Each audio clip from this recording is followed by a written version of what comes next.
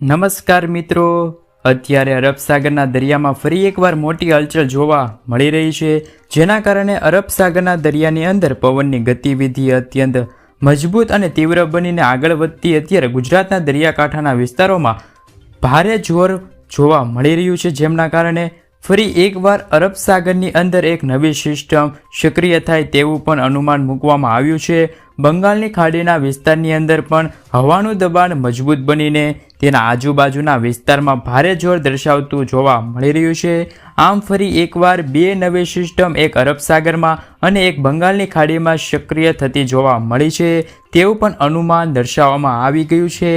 આગાહીના ભાગરૂપે ગુજરાતની અંદર દક્ષિણ ગુજરાતના જિલ્લાઓની અંદર આજે ધોધમાર વરસાદ પડી શકે છે. સાથે ગુજરાતના જિલ્લાઓની અંદર પણ અમુક જિલ્લાઓમાં છે તે ધોધમાર વરસાદ સ્વરૂપે વરસાદ પડશે. ચોમાસું ધીમે ધીમે હવે અત્યંત ભયંકર સ્વરૂપ ધારણ કરી શકે છે અને ચોમાસાની તીવ્ર અસરો ગુજરાતના વિસ્તારોથી લઈને નાગપુર, ભુવનેશ્વર, અલ્હાબાદ છે, જોધપુરના વિસ્તાર સુધી છે તે ચોમાસાનો સ્ટફ લંબાતો જોવા મળી રહ્યો છે. સિસ્ટમનું તીવ્ર દબાણના કારણે હાલ હજુ ધોધમાર વરસાદ પડી રહ્યો છે મિત્રો. આમ આ સંપૂર્ણ વિસ્તારમાં આજ રાત્રિના દરમિયાન પવનની તીવ્રતા સાથે મેઘતાંડવ થવાને લઈને આગાહી કરવામાં આવી છે, જેમાં ગુજરાતની ઉપર આજની રાત દરમિયાન ફરી એકવાર આપ ફાટતું જોવા મળી રહ્યું છે તેવો માહોલ જોવા મળી રહ્યો છે. ગુજરાતની અંદર જળબંબાકાર ધોધમાર વરસાદની આગાહી કરવામાં આવી છે આજ રાત્રિ દરમિયાન. સાથે અનેક તાલુકાના જિલ્લાઓની અંદર પણ વરસાદી માહોલ જોવા મળશે. ગુજરાતની અંદર પાછલા 2 દિવસમાં ધોધમાર અને અત્યંત ભયંકર વરસાદ વરસ્યો છે અને જેમાં ગુજરાતની અંદર 10 ઇંચથી લઈને 15 ઇંચ સુધીનો વરસાદ પણ વરસ્યો છે. અમુક જિલ્લામાં તો ધોધમાર વરસાદના કારણે રેડ એલર્ટ, યલો એલર્ટ અને ઓરેન્જ એલર્ટ પણ દર્શાવવામાં આવ્યું છે. આમ આજની રાત દરમિયાન રાજ્યની અંદર સિસ્ટમનું તીવ્ર દબાણ અને ભયંકર સ્વરૂપ હવે મજબૂત બનતું જોવા મળ્યું છે.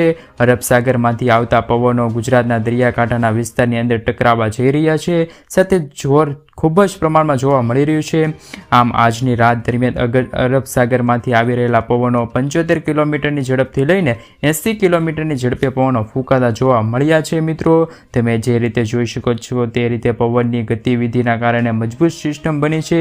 આ સંપૂર્ણ વિસ્તારની અંદર ભારે જોર જોવા મળી રહ્યું છે, જેના કારણે ગુજરાતના વિસ્તારોમાં, મુંબઈના વિસ્તારો અને બેંગ્લોરના વિસ્તારની અંદર અત્યંત ભારે પવનો ફૂંકાતા જોવા મળી રહ્યા છે.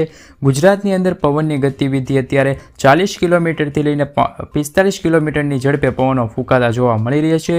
ગુજરાતના અમુક તાલુકા અને અમુક જિલ્લામાં હાલ ધોધમાર વરસાદ પડી રહ્યો છે, જેના કારણે ગુજરાતની અંદર આંધી, તોફાન, વંટોળ સાથે વીજળીના કડાકા ભડાકા સાથે ચમકારા સાથે આગામી કલાકોમાં ગુજરાતની અંદર મેઘતાંડવ જોવા મળી શકે છે તેવી આગાહી દર્શાવવામાં આવી છે મિત્રો.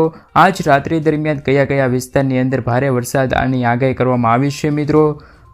અગાઉ કયા વિસ્તારની અંદર રાત્રિ દરમિયાન જળબંબાકાર વરસાદ જોવા મળી શકે છે, કયા વિસ્તારમાં ભારે વરસાદ પડવાને લઈને યલો એલર્ટ પણ દર્શાવવામાં આવ્યું છે, જેની સંપૂર્ણ માહિતી આપણે મેળવશું મિત્રો. એ પહેલાં જો તમે ચેનલ પર જો નવા છો તો ચેનલને સબસ્ક્રાઈબ કરવાનું ભૂલતા નહીં. સાથે આજનો આ વિડીયો છે તેને અંત સુધી જોતા રહેજો.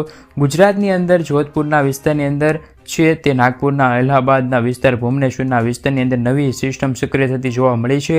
લાહોર વિસ્તારની અંદર પણ આંધી તોફાન સાથે રાત્રિ દરમિયાન તીવ્ર ગાજવીજ સાથે વરસાદ વરસી શકે છે.